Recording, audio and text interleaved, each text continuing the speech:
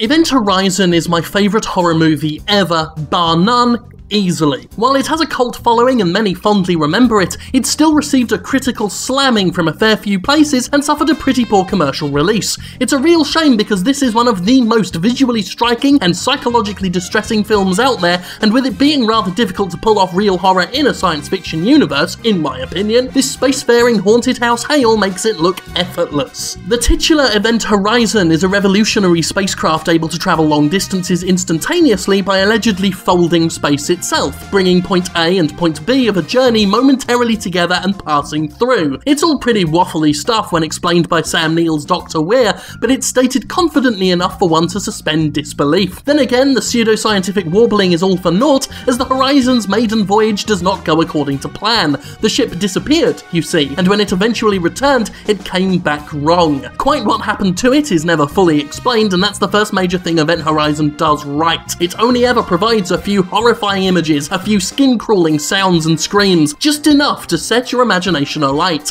The fact we never quite know where the Event Horizon was and what the Event Horizon has become is infinitely more upsetting than a clear answer. The scariest thing about Event Horizon is that for most of it there is no villain. The Event Horizon itself is something of an antagonist akin to another hostile environment like Silent Hill, but almost all the victims of the plot are drawn to death by their own personal demons and delusions. There's no running from whatever it is that's murdering the crew, because the crew are doing it to themselves. By the time a more physical bad guy appears, the story does start to go off the rails a bit, but the lead up to that is some of the most visually gut-wrenching stuff I've ever seen, and this film still boasts scenes that have disturbed and scared me more than anything else, and I don't consider myself an easy scare. Thanks to terrific performances from the likes of Sam Neill, Joely Richardson, Lawrence Fishburne, and personal favourite actor Sean Pertwee, as well as a strong visual direction and amazing audio, Event Horizon is packed with truly unforgettable scenes. The famous video log of the original Event Horizon crew shows very little, but says so much about whatever stomach-churning horror unfolded on the ship.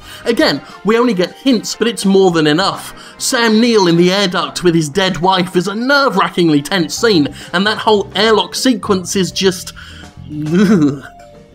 The movie's been accused of being too simplistic, of taking complex science fiction ideas and boiling them down to a scarefest, but I think such criticisms miss the point.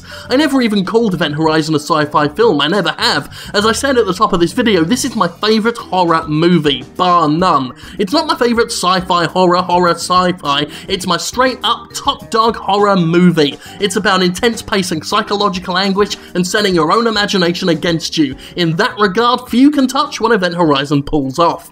And as an added bonus, viewing Event Horizon as a distant sequel to the Hellraiser films or a distant prequel to Warhammer 40,000 only makes it all the more amazing. In fact, watch it and pretend it's both. You won't go unrewarded, apart from the fact that you'll crap your pants.